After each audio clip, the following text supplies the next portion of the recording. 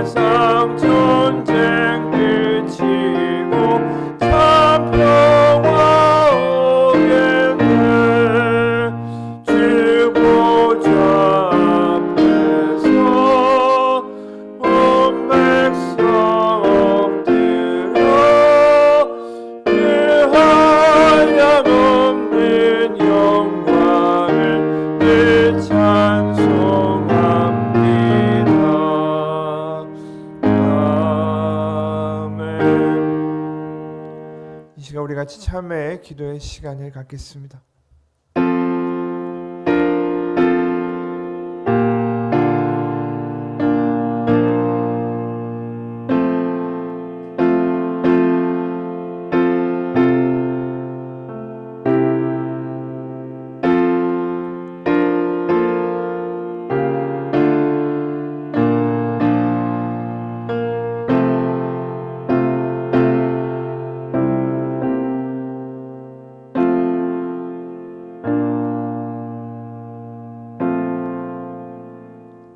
하나님 아버지, 지난 일주간을 돌아봅니다.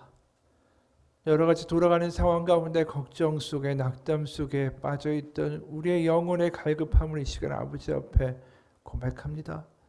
하나님, 텅 빈 것처럼 비어버리고 그곳에 무엇을 담고 있는가도 생각하지 못한 채 주변의 염려들과 이야기들과 세상 것들로 채워버린 우리들을 용서하여 주시옵소서. 또 우리 주변에 있는 이들을 사랑하고 덮어주고 내어주지 못하고 오히려 분노하고 때로는 화를 내고 거칠은 말을 하고 그렇게 살아갔던 우리의 모든 죄악들을 아버지 이 시간 용서하여 주옵소서. 진짜를 소유하지 못하고 그렇게 살았던 모든 시간들, 세월을 그냥 흘려보냈던 모든 것들을 이 시간 아버지 앞에 회개하오니 아버지, 우리의 모든 죄를 사하시고 이 시간 예수 그리스도의 보혈로 정케하여 주옵소서. 살아계신 예수 그리스도의 이름 받들어 기도합니다. 고치시고 싸매시고 치료하시는 하나님 아버지, 우리의 모든 것을 아시고 우리의 심령을 불쌍히 여기시는 하나님 아버지, 이 시간 부족하고 연약한 마음으로 아버지 앞에 섰사오니 아버지 이 시간 다시 일어섬을 치유를 회복을 허락하여 주시옵소서. 이제 주님이 말씀하시는 치유의 선언을 들으시기 바랍니다. 여호와 내 하나님이여 내가 주께 부르짖음에 나를 고치셨나이다.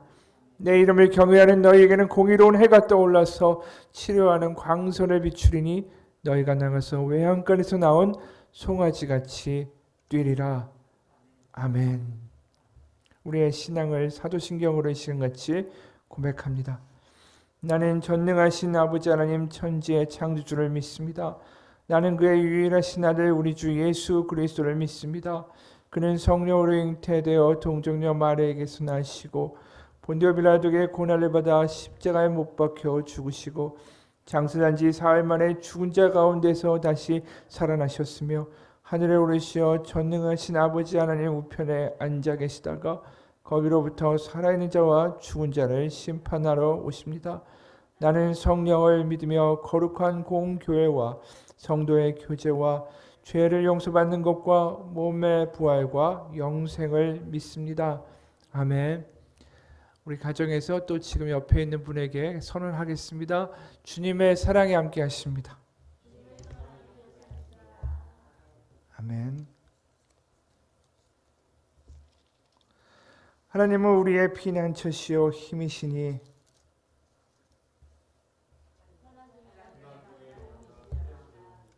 그러므로 땅이 변하든지 산이 흔들려 바다 가운데 빠지든지 바닷물이 솟아나고 뛰놀든지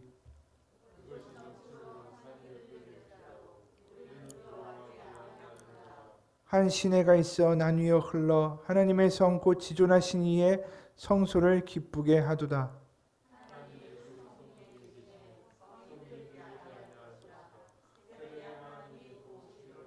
그가 땅끝까지 전쟁을 쉬게 하시며 이르시기를 너희는 가만히 있어 내가 하나님 됨을 알지어다.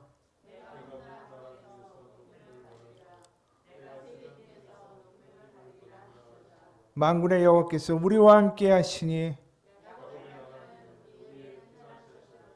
아멘.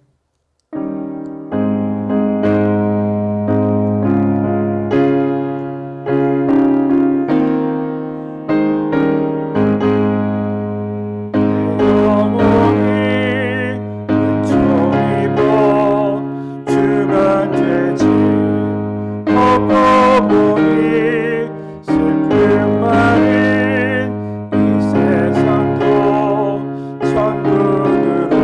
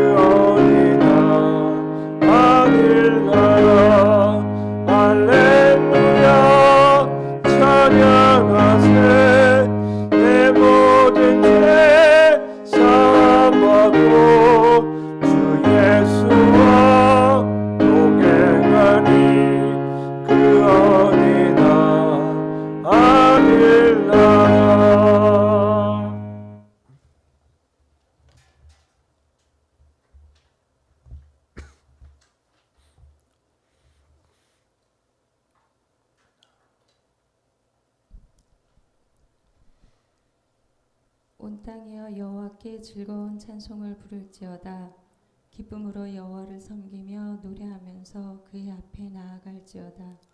감사함으로 그의 문에 들어가며 찬송함으로 그의 궁정에 들어가서 그에게 감사하며 그의 이름을 송축할지어다. 사랑과 은혜가 충만하신 하나님 아버지 감사합니다. 오늘 3월 셋째 주일 주님 앞에 예배드릴 수 있는 은혜를 베풀어 주심에 감사드립니다.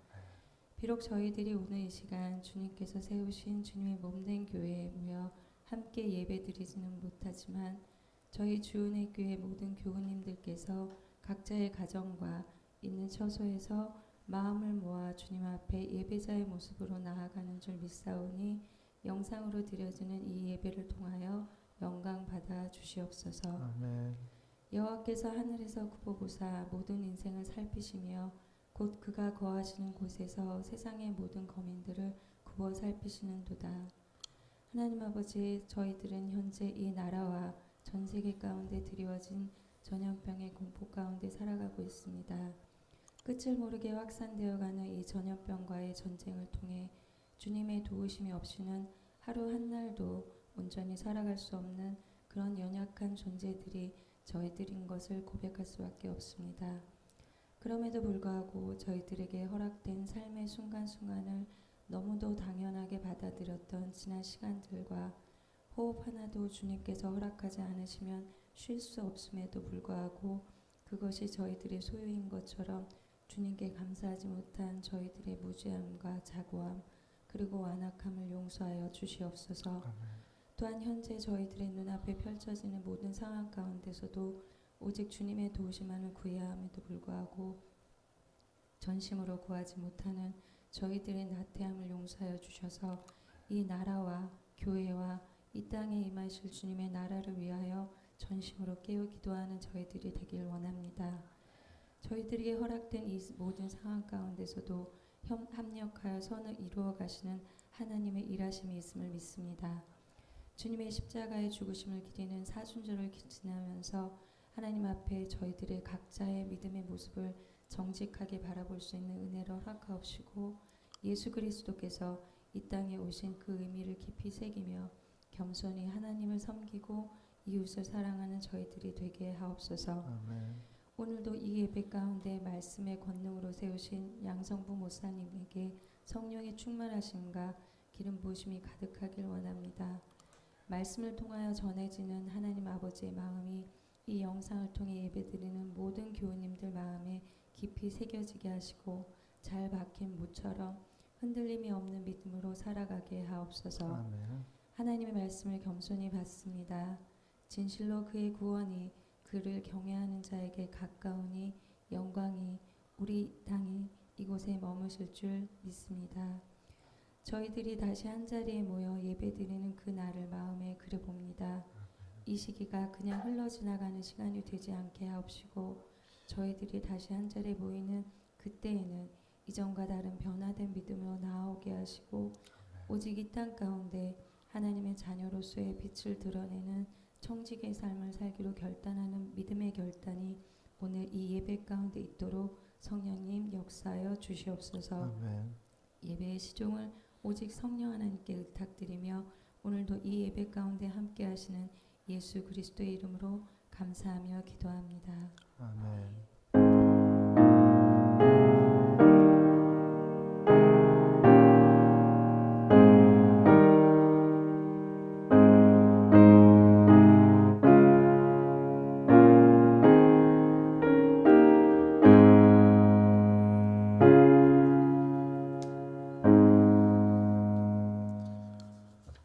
교회 소식 같이 보겠습니다. 지금 저희가 이미 공고된 대로 8시에 같이 이 시간 예배하고 11시에 가정에서 예배합니다. 가정에서 예배 드리실 때 그 마음 가운데 하나님 주시는 갈급함이 회복되기 원합니다.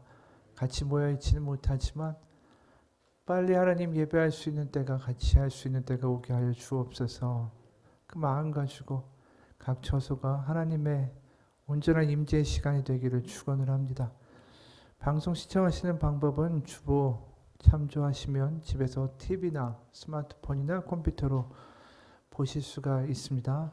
그리고 그동안 저희가 새벽과 수요예배 녹음과 영상으로 보내드리는데 많이 보시고 또 주중에도 하나님과 가까이 친밀하게 지내시는 시간 가지시기를 바랍니다.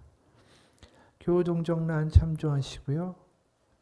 오늘 하나님께서 우리에게 주신 말씀은 요한복음 5장 14절에서 18절까지의 말씀입니다. 하나님의 말씀을 제가 봉독하겠습니다. 그 후에 예수께서 성전에서 그 사람을 만나 이르시되 보라 내가 나았으니 더 심한 것이 생기지 않게 다시는 죄를 범하지 말라 하시니 그 사람이 유대인들에게 가서 자기를 고치니는 예수라 하니라. 그러므로 안식일에 이러한 일을 행하신다 하여 유대인들이 예수를 박해하게 된지라. 예수께서 그들에게 이르시되 내 아버지께서 이제까지 일하시니 나도 일한다 하시매 유대인들이 이로 말미암아 더욱 예수를 죽이고자 하니 이는 안식일을 범할 뿐만 아니라 하나님을 자기의 친아버지라 하여 자기를 하나님과 동등으로 삼으심이로라. 아멘. 하나님의 말씀입니다. 우리 같이 기도합시다. 하나님 아버지, 이 시간 말씀을 선포할 때에 말씀을 전하는 자라 듣는 자라 다 눈이 열리고 마음이 열려서 하나님의 말씀을 정말 기쁨으로 받기 원합니다. 하나님, 말씀은 능력이 있고 말씀은 영혼을 바꾸고 골수를 쪼개고 심령의 깊은 곳까지 통달하오니 하나님 이 시간 그 말씀의 깊이를 깨닫는 시간이 되게 하여 주시고 하나님 감동의 시간, 하나님의 역사하는 시간으로 만들어질 수 있도록 하나님 역사하여 주옵소서. 살아계신 우리 주 예수 그리스도의 이름 받들어 기도합니다. 아멘. 오늘 일하시는 하나님 십자가라는 제목으로 같이 은혜 나누기 원합니다. 이 초등학교에서 선생님이 아이들한테 물었습니다. 빵 10개 가운데 8개를 먹었으면 몇 개가 남나요? 이렇게 물어보니까 한 아이가 손을 들고 대답했습니다. 8개요. 아니 10개 중에 8개를 먹었는데 8개가 남았다고 하니까 선생님이 의아해서 다시 물었습니다. 근데 아이는 계속 8개라고 하는 거예요. 아니 10개 중에 8개 먹었는데 어떻게 8개야? 그러니까 그 아이가 대답해요. 엄마가 그러는데요. 먹는 게 남는 거라고 했어요. 요새같이 뭔가 남겨놓고 모아놓고 쌓아놓고 해야 될 때가 없는 거라고 외국에서 아주 난립니다. 뉴스를 보게 되면 외국에는 이제 뭐 출입 바깥으로 가택에서 나가는 걸 금지시키니까 그동안 이제 쌓아놔야 되잖아요. 그러니까 휴지도 사고 물도 사고 먹을 것도 사고 뭐 그냥 아주 쟁겨놓고 남겨놓느냐고 장사진을 이뤄놓죠. 그런 난리 속에서 지금 주식시장도 막 흔들거리기도 시작하고 환율도 왔다 갔다 하고 사람들의 마음 가운데 참 많은 불안감이 있습니다. 앞으로 어떻게 되는 거지? 그 가운데 가장 영향을 받는 게 뭘까요? 우리가 그동안 믿었던 여러 가지의 신념과 확신과 기대가 흔들거리는 거죠. 사실 그 가운데 우리가 만든 우상들도 많습니다. 인간이 만든 풍요, 인간이 보장하는 안전, 번영, 평화. 그리고 그 가운데 자기는 괜찮은 사람이다. 나는 박애주의자다. 뭐 이런 식의 생각을 가졌던 모든 것들이 참 그러한 코로나 이번 환경 변화를 통해 가지고 다 무너지는 거예요. 참 인간이라는 것이 얼마나 연약한 것인가. 눈에 보이지도 않는 작은 바이러스 하나에 전체가 다 흔들거리는 걸 보면서 우리가 얼마나 연약했는데 우리가 얼마나 교만하고 자신하고 인간의 과학과 기술과 우리들의 손을 얼마나 믿었는가. 그걸 다시 한번 이 시간 또 이 기간 가운데 깨닫게 되죠. 세계 2차 대전 때 유대인들이 그와 비슷한 경험을 했습니다. 유대인들이 굉장히 돈이 많았죠. 유럽에서 특히 부유한 그 여러 가지의 일들을 하면서 부를 축적했습니다. 그러다 보니까 독일 안에서도 유대인들에 대한 반감이 많았죠. 그 나라에서 많은 돈을 그 사람들이 다 소유했으니까. 그러면서 제2차 세계대전이 터지니까 그 유대인들을 다 수용소에 끌고 갔습니다. 그러면서 그들의 삶이 하루아침에 나락으로 떨어졌어요. 그러면서 거기서 부자이든 가난한이든 그냥 하루아침에 다 아무것도 아닌 존재가 돼버리는 것을 경험했습니다. 이런 일화가 있습니다. 프랑스 비치라는 도시에 독일군이 들어왔습니다. 유대인을 색출하기 위해서 사람들을 신문하죠. 그곳에서 사는 아주 부유하고 학식이 많은 신사가 나치 그 독일군 앞에 섰습니다. 자랑스럽게 나치한테 독일 그 대학 졸업장, 유명 인사로부터의 추천서 등등 아주 남이 부러워할 만한 그런 서류를 내밀었어요. 그러다가 신문하던 나치가 그 사람을 힐끗 쳐다보면서 이게 전부냐라고 물었습니다. 그가 아주 자랑스럽게 자신의 일생에 걸쳐서 이루어놓은 업적 아닙니까? 그 서류를 그 나치 군인이 딱 보더니 그 나치가 그 서류들을 그냥 책상 밑에 있는 휴지통에다 쓸어버리는 거예요. 그러면서 이제 당신은 아무것도 없어. 아무것도 아니야. 그렇게 퉁명스럽게 말을 했습니다. 그동안 많은 사람들이 존경과 인정으로 받았던 인생이 그냥 그 순간에 완전히 다 파괴되는 고통을 그 사람이 경험을 했어요. 그렇게 유대인 수용소에서 많은 사람들이 절망 가운데 죽어갔습니다. 그런데 그 가운데서 살아남은 사람이 있었어요. 빅터 프랭클이라고 유명한 심리학자죠. 그 사람이 살아남아서 죽음의 수용소라는 책을 나중에 냈습니다. 그게 굉장히 유명한 책인데 거기에 이런 내용이 나옵니다. 내가 수용소 주치의에게서 들었던 말에 의하면 1944년 성탄절부터 1945년 새해에 이르기까지 일주일간의 사망률이 일찍이 볼 수 없었던 아주 급격한 추세로 증가했다라는 것이다. 주치의는 이 기간 동안 사망률이 증가한 원인이 더욱 가혹해진 노동 조건이나 식량 사정의 악화, 기후의 변화, 새로운 전염병 때문이 아니라고 말했다. 그것은 대부분의 수감자가 성탄절에는 집에 갈 수 있을 것이라는 막연한 희망을 품고 있었기 때문이라는 것이다. 그 시간이 다가오는데도 희망적인 뉴스가 들리지 않자 용기를 잃었고 절망감이 그들을 덮쳤다. 이것이 그들의 저항력에 위험한 영향을 미쳤고 그 중에 많은 사람들이 사망하기 이른 것이다. 내가 어떤 미군에게서 들은 말인데 이럴 경우에 체념 상태라 부르는 행동 패턴이 나타난다고 한다. 강제 수용소에서는 이런 체념 상태가 아침 5시에 잠자리에 일어나는 것은 물론 밖으로 나가는 일하러 가는 것도 거부하고 대신 막사에 남아 똥과 오줌에 절은 집더미 위에 누워있기를 고집하는 행동으로 나타난다. 아무것도 그들의 마음을 바꿀 수 없다. 경고나 협박도 소용없다. 그런 다음에 아주 전형적인 행동을 한다. 주머니 깊숙이 감추어 두었던 담배를 꺼낸 다음 그것을 피기 시작하는 것이다. 바로 그 순간에 우리는 그가 앞으로 48시간 안에 죽을 것이라는 사실을 예감한다. 의미를 찾으려는 의지가 없어지고 순간적인 쾌락의 추구가 뒤를 잇는 것이다. 우리가 그동안 믿었던 것, 막연한 희망이라도 가졌던 그것도 이루어지지 않으면 사람들은 결국은 절망에 빠지죠. 사람에게 가장 무서운 건 바로 절망입니다. 유대인 수용소에서 그들의 죽음을 결국 불러일으켰던 한 가지 원인은 절망감이었다라는 거예요. 유럽의 이 2차 대전만큼이나 또 다른 한 번의 위기가 있었죠. 그게 14세기에 있었던 일입니다. 14세기 후반에는 아주 끔찍한 시대였어요. 어떤 시대였냐면 흑사병이 돌아서 전 인구의 30%의 인구가 죽었습니다. 그리고 그 당시 영국과 프랑스는 100년 전쟁이라고 전쟁을 100년에 걸쳐서 했어요. 사방이 죽음이고 사방이 전쟁이었고 어제 본 사람이 그 다음날 아침에 죽어나가는 일이 다반사였습니다. 모든 게 죽음이고 절망으로 휩싸여 있었습니다. 그러던 그때 영국의 노르위치 지역에 줄리안이라는 수녀가 있었습니다. 그녀가 그 끔찍한 시대에, 절망의 시대에 놀랍게 하나님의 치유를 경험해요. 죽을 위기에서 하나님이 고쳐주시는 역사를 경험합니다.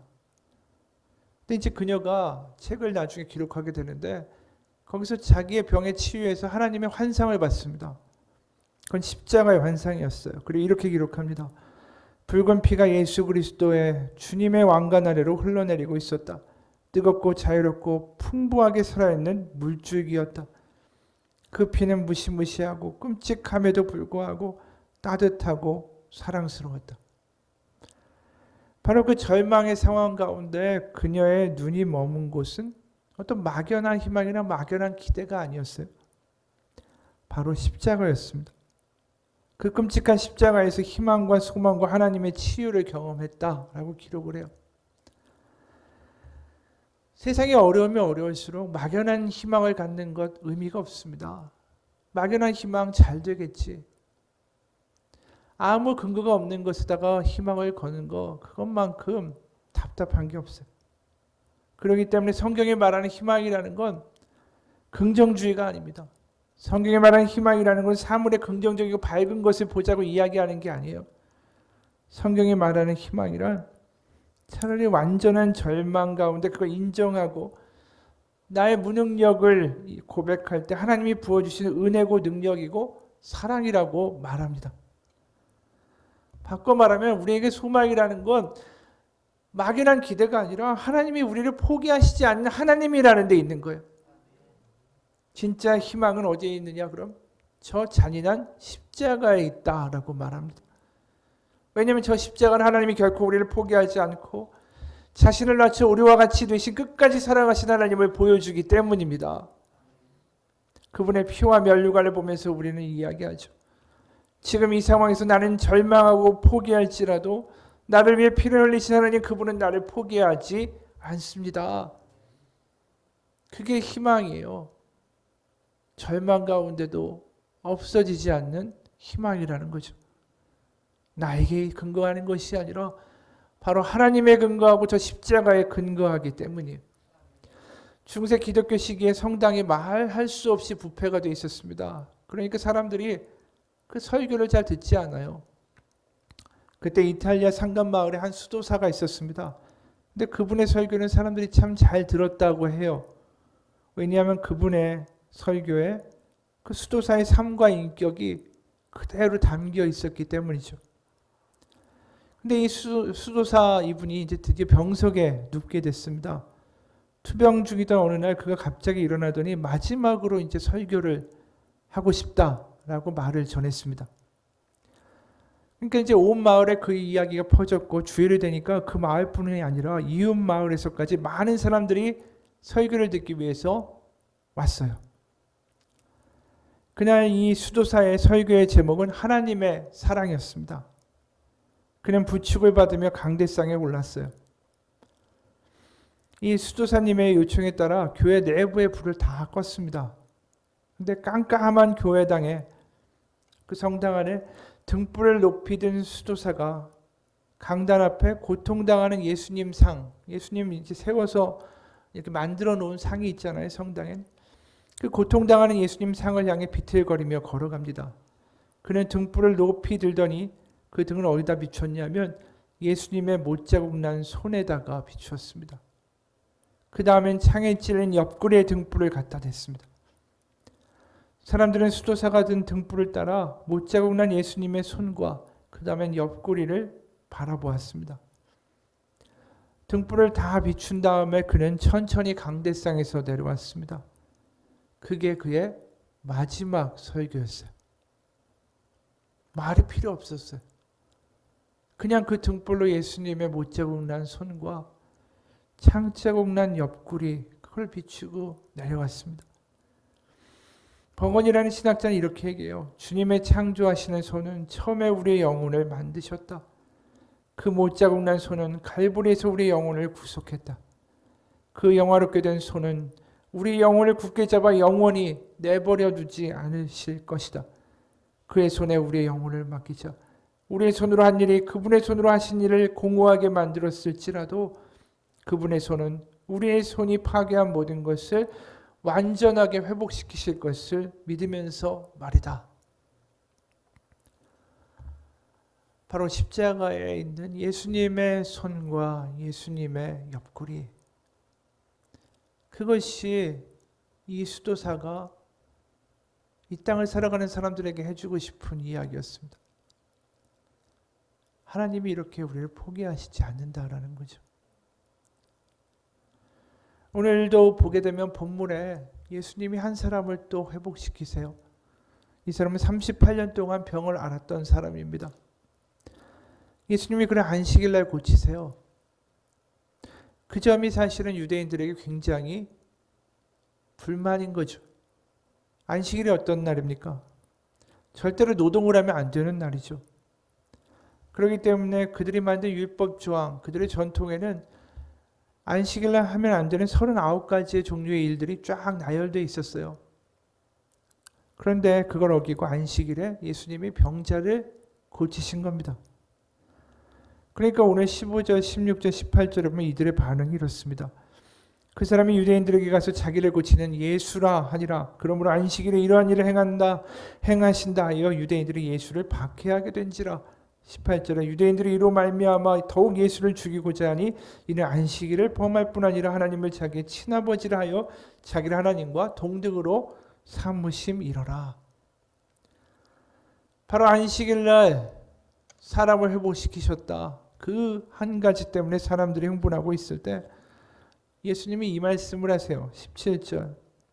굉장히 주목해 봐야 할 말씀이에요. 예수께서 그들에게 이르시되 내 아버지께서 이제까지 일하시니 나도 일한다. 하나님 아버지가 지금까지 일하시니 나도 일한다. 그 일한다라는 단어가 얼마나 강력한 단어인지 우리는 잘 모릅니다. 거기에 놀라운 소망이 숨겨져 있어요. 왜냐하면 여기에 일한다라는 단어가 그냥 고상하게 품위 있게 무언가를 한다라는 단어가 아니라 한마디로 손으로 땀 흘려 일한다라는 노동의 의미입니다.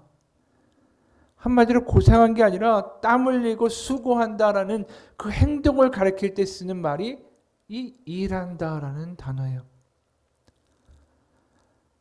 바로 하나님이 지금까지 그렇게 일하셨다라는 거예요. 그냥 하나님 편히 계신 게 아니라 보통 사람들이 포동원에 가서 일할 때 땀 흘리며 수고하는 그 노동과 똑같은 단어를 쓰면서 하나님이 지금까지 일하시고 나도 지금 일한다라고 예수님이 말씀하시는 거예요.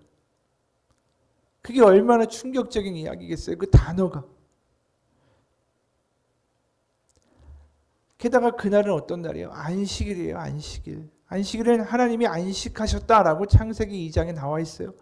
하나님이 그가 하시던 일을 일곱째 날에 마치시니 그가 하시던 모든 일을 그치고 일곱째 날에 안식하시니라. 하나님이 만든 안식일에 하나님이 일하신다라고 예수님 말씀하신 거예요.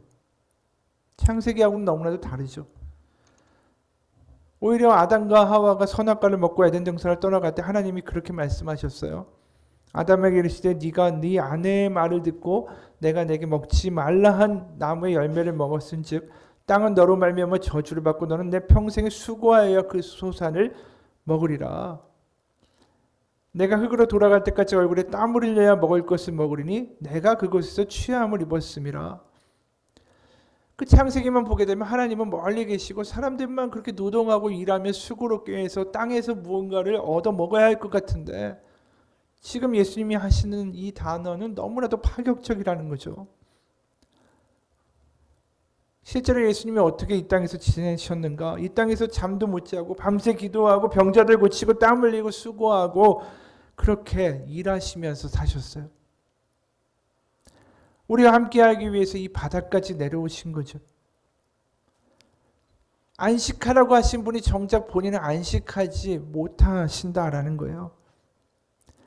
예수님이 마가복음 3장에 이런 얘기하세요. 그들에게 이르시되 안식일에 선을 행하는 것과 악을 행하는 것, 생명을 구하는 것과 죽이는 것 어느 것이 옳으냐 하시니 그들이 잠잠하거늘. 결국 말씀은 뭐냐면 하나님은 다시 살리기 위해서 쉴 수가 없으시다라는 거예요. 세상을 만드시고 사람을 만드시고 보기에 좋았더라 6번이나 감탄하시고 기뻐하셨던 그 하나님이 안식일 날 쉬면서 이 모든 것이 완전하도다 온전하도다 하셨던 하나님이 이 망가진 세상을 보면서 가만히 계실 수가 없다라는 거죠. 우리의 고통과 어려움과 탄식과 눈물 가운데 하나님이 뛰어들어오신 사건이 예수 그리스도예요. 우리를 포기할 수 없기에 자신이 만든 피조물이 망가지는 것을 더 이상 볼 수 없기 때문에 이 땅에 하나님의 아들 예수 그리스도가 오셨어요. 그게 하나님이 일하신다라는 말의 무게입니다. 어떤 신문 배달하는 소년이 신문을 배달하다가 어느 장난감 가게 진열대 안에서 중세기 때의 범선을 본따서 만든 아주 멋있는 보트를 보게 됐습니다. 그 보트가 너무나도 갖고 싶어서 가격을 물어봤더니 소년이 사기에는 너무 비싼 거예요. 자신의 능력으로 살 수 없다라고 생각하는 이 소년은 자기가 스스로 보트를 만들어야겠다라고 결심을 했습니다.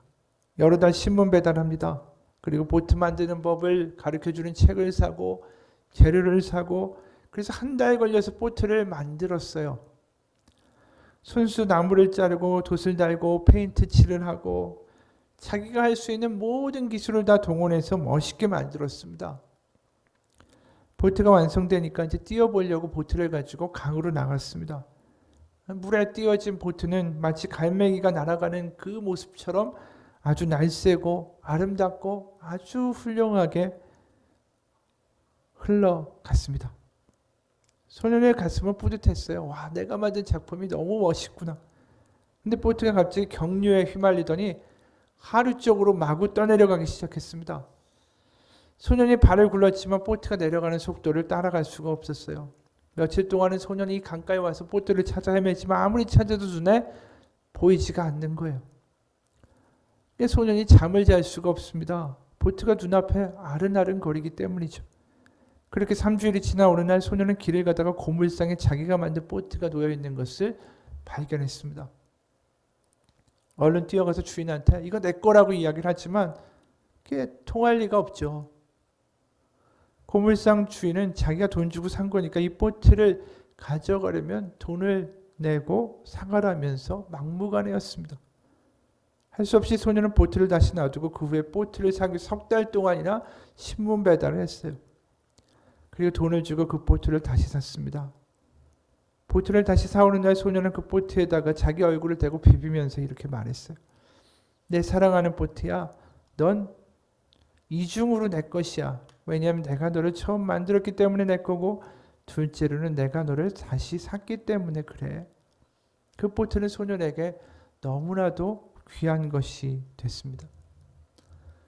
이 이야기가 사람의 이야기고 아이의 이야기지만 이게 바로 하나님의 이야기죠. 사랑하기 때문에 쉴 수 없는 거죠. 사랑하기 때문에 포기할 수 없는 거죠. 그게 왜 예수 그리스도의 십자가입니다. 바로 이 천지를 창조하시고 보기에 너무 좋았더라는 그 기억과 기쁨 가운데 우리를 바라보셨던 하나님이 그 마음을 포기하실 수가 없는 거예요. 그래서 우리가 요한복음 13장 1절에 보면 이런 말씀이 있잖아요.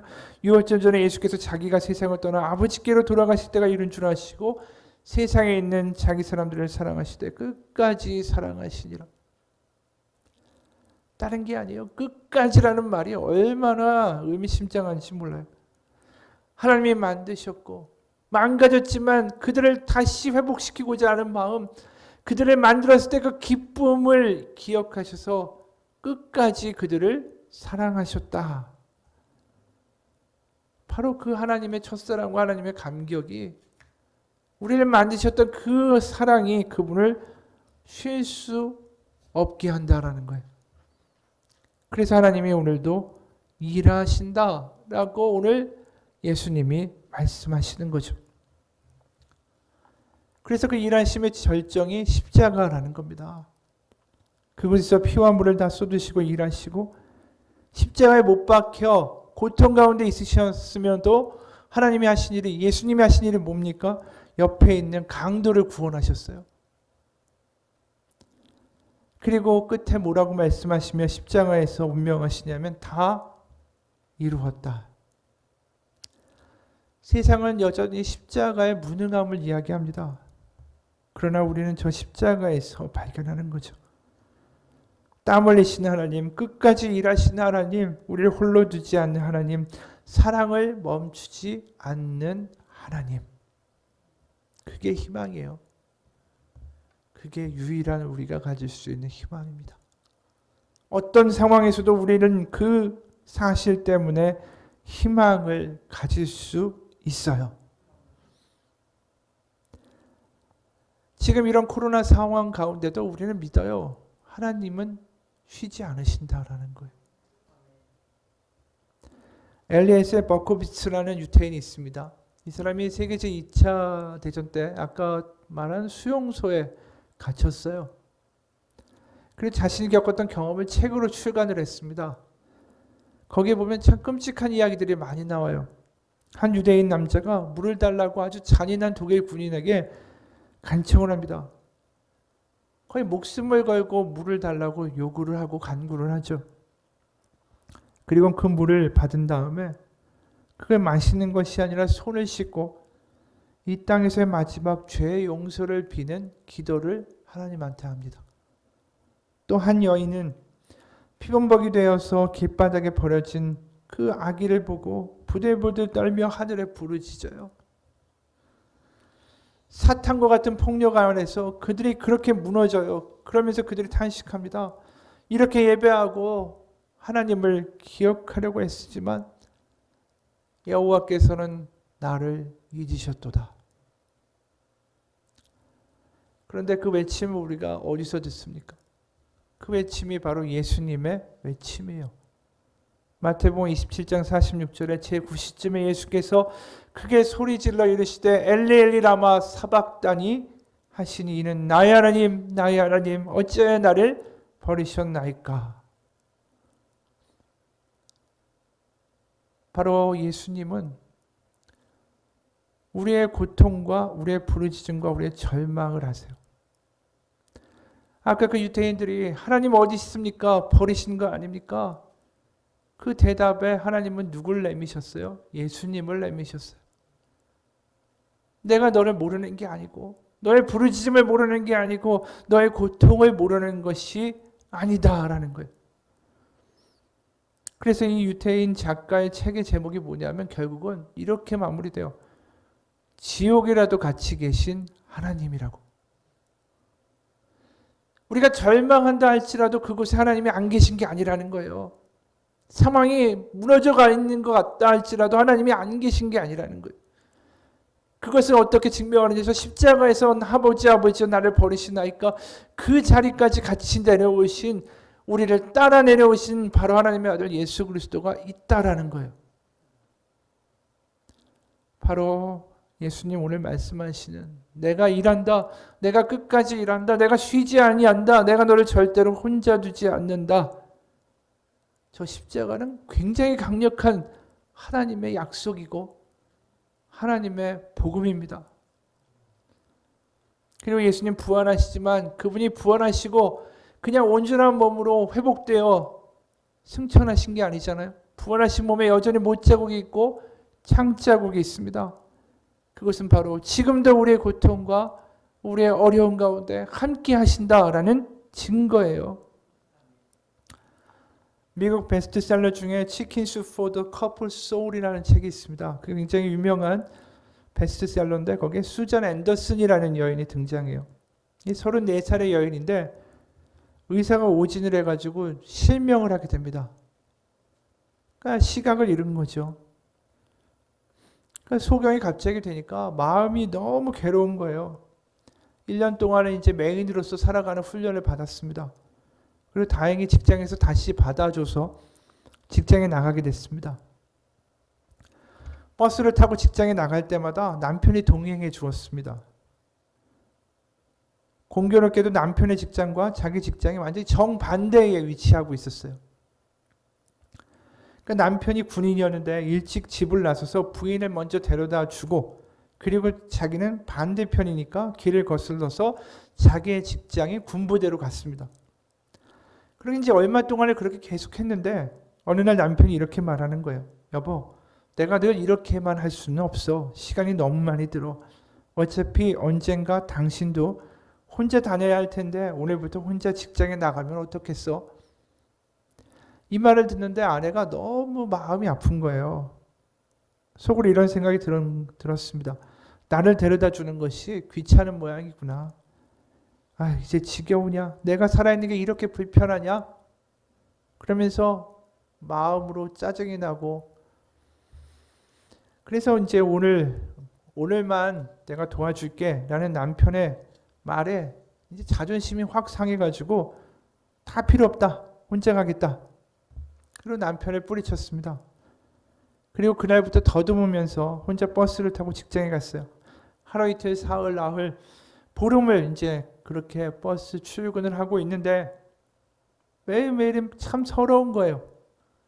근데 어느 날 버스 운전사가 이 부인에게 이런 말을 하는 겁니다. 아주머니 참 복이 많으시네요. 부럽습니다. 이게 뭔 소린가? 아니 제가 시각장애자인데 뭐가 그렇게 부럽단 말입니까? 그러니까 운전기사가 이렇게 말하는 거예요. 아주머니가 버스에서 내려서 저 사무실에 들어갈 때까지 저 밖에서 어떤 잘생긴 군인 남자가 당신을 매일같이 지켜보고 있습니다.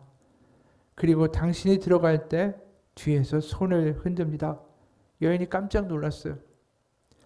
남편이 자기를 그렇게 혼자 보내놓고는 늘 뒤따라와서 자기가 사무실에 들어갈 때까지 지켜보고 있다라는 걸 알게 된 거죠.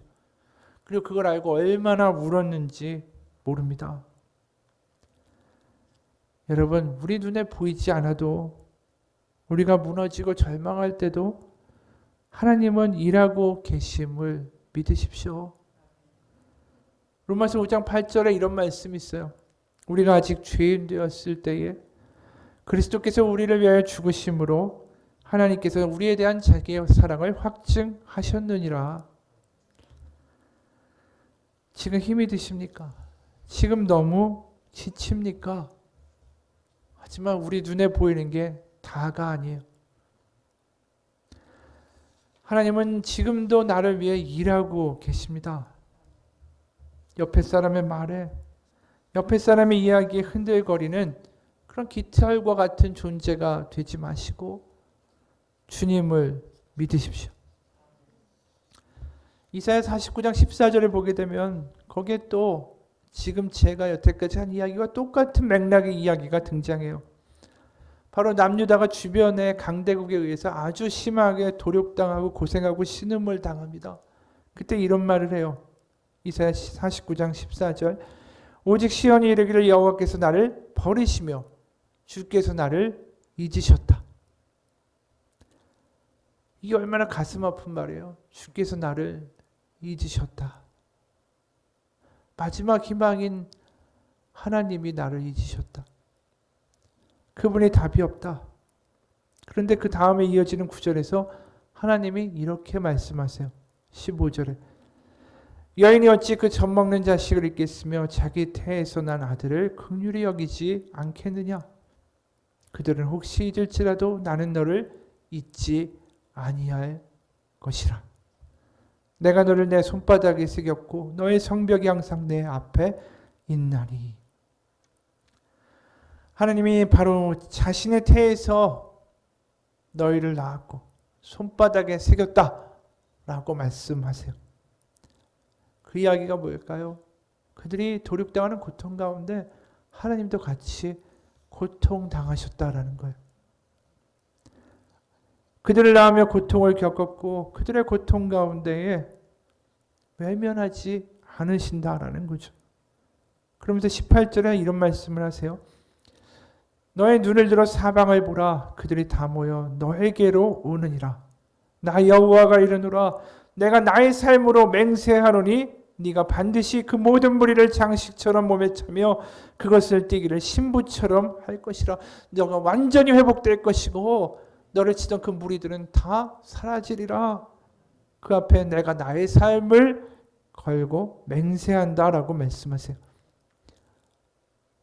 어떻게 하나님이 삶을 걸고 맹세를 하세요? 영생하시고 전능하신 하나님이 자신의 삶을 걸고 어떻게 맹세하십니까? 그게 무슨 말인가 싶죠. 그런데 그것은 바로 예수 그리스도의 십자가입니다. 바로 저 십자가, 바로 내 아들의 생명을 걸고 맹세하노니 너희는 절대로 이것이 끝이 아니다라는 거예요. 우리 눈에 보이지 않아도 때로는 느껴지지 않아도 하나님은 일하십니다. 우리의 상황이, 우리의 처지가 절대로 이렇게 비극으로 끝날 수 없습니다. 그게 바로 오늘 예수님이 하시는 아버지께서 이제까지 일하시니 나도 일한다 라는 말씀에 담겨있는 복음이에요.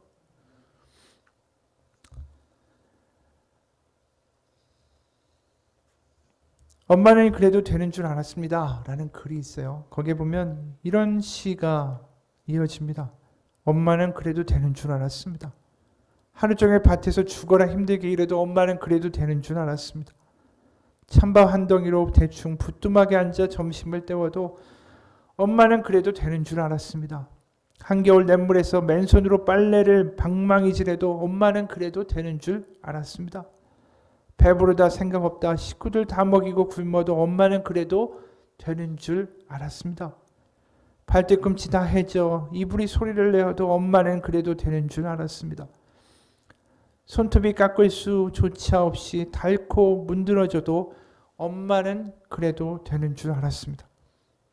아버지가 화내고 자식들이 속썩여도 끄떡없는 엄마는 그래도 되는 줄 알았습니다. 외할머니 보고 싶다, 외할머니 보고 싶다, 그것이 그냥 넋두리인 줄 알았습니다. 한밤중 자다 깨어 방구석에서 한없이 소리 죽여 울던 엄마를 본 후로는 엄마는 그러면 안 되는 것이었습니다. 우리가 어릴 적엔 잘 몰랐죠. 부모님 다 그런 줄 알았어요. 근데 마찬가지예요. 하나님도 그냥 우리 사랑해주고, 그리고 저 십자가도 때로는 우리가 너무나도 편히 여겼어요. 하지만 하나님은 우리 끝까지 사랑한다, 포기하지 않는다라는 그 이야기를 하기 위해서 그 아들까지 죽이셨어요. 하나님 그러지 않으실 수도 있었습니다. 아니하실 수도 있어요. 그러나 하나님은 다 하셨어요. 끝까지 사랑하시고 끝까지 일하셨고 끝까지 우리 가운데에 아들을 죽이심으로 본인의 사랑을 우리 가운데 확증하셨어요. 그게 우리의 희망입니다. 우리의 삶 가운데 지금도 일하시는 하나님 아버지를 믿으십시오. 저 십자가가 보통 때 우습게 보이고 그냥 그렇게 걸려있구나라고 넘어갈 수 있지만 하나님 그렇게까지 하셨어요. 그게 지금 우리의 어려운 상황 가운데 얼마나 강력한 복음인지 몰라요.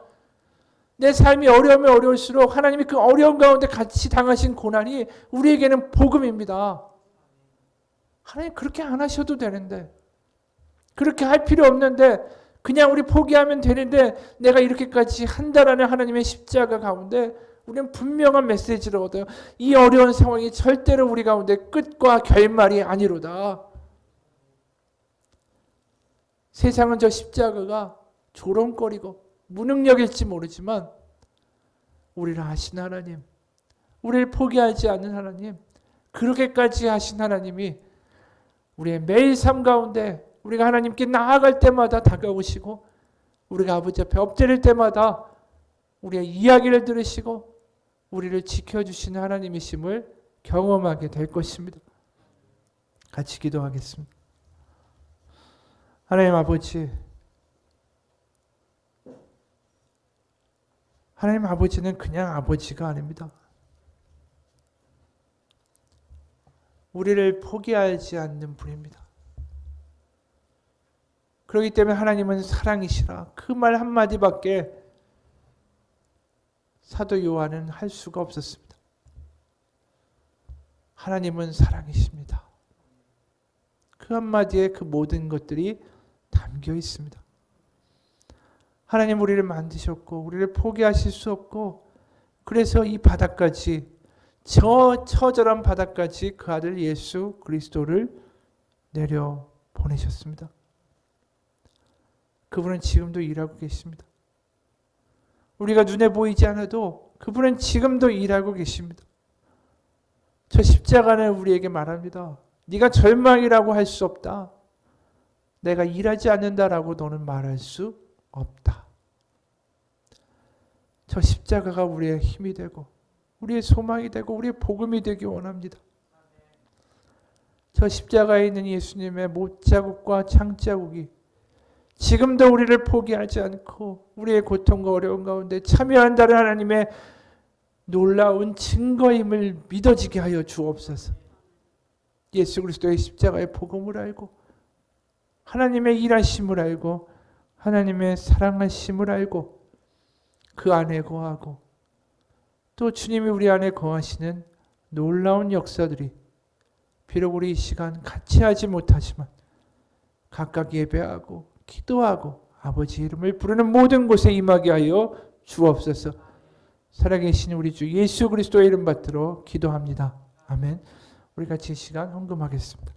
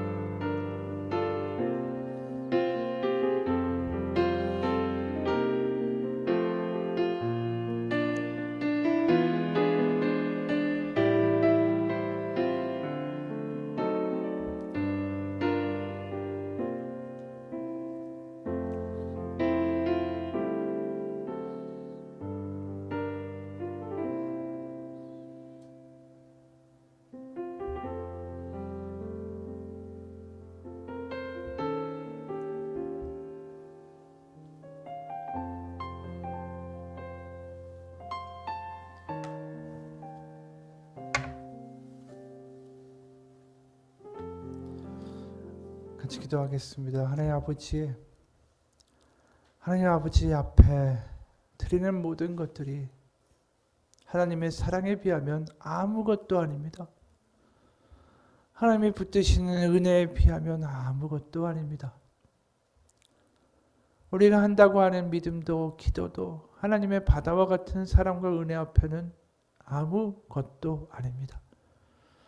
그럼에도 불구하고 아무것도 아닌 우리를 위하여 죽으시고 아무것도 아닌 우리를 위하여 하나님의 아들을 보내신 하나님의 사랑에 이 시간 우리가 무릎 꿇습니다.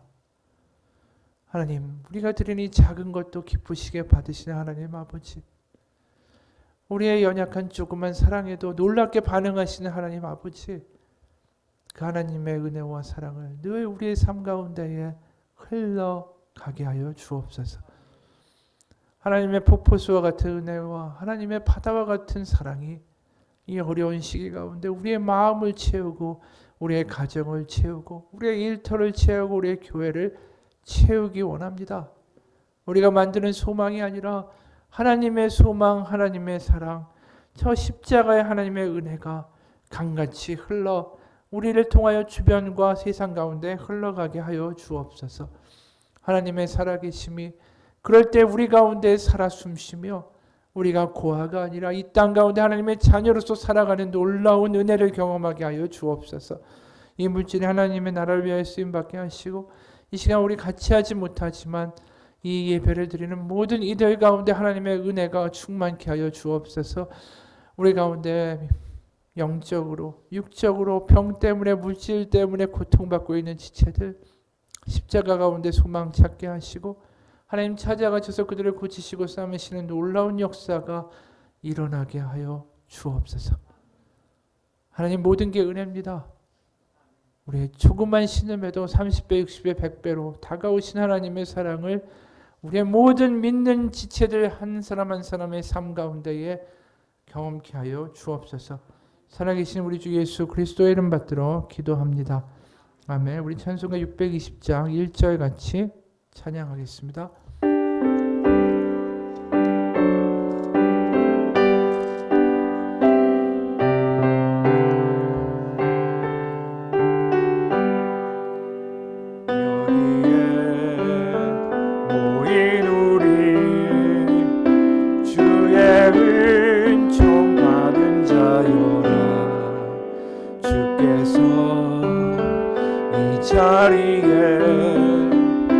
함께 계심을 아노라.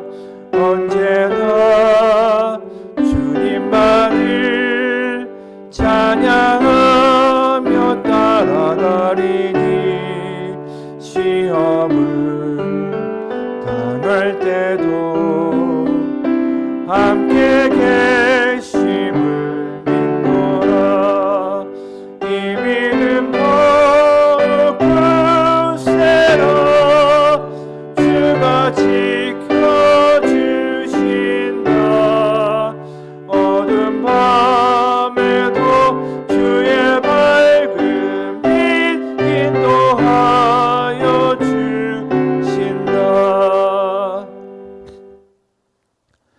지금은 우리 주 예수 그리스도의 은혜와 하나님의 사랑과 성령님의 교통하심이 끝까지 포기하지 않으시고 지금도 일하시는 하나님을 발견하고 경험하고 사랑하며 살아가기 원하는 우리의 공동체 지체한 사람 한 사람 머리 위에 지금부터 영원까지 함께 하시기를 간절히 축원하옵나이다.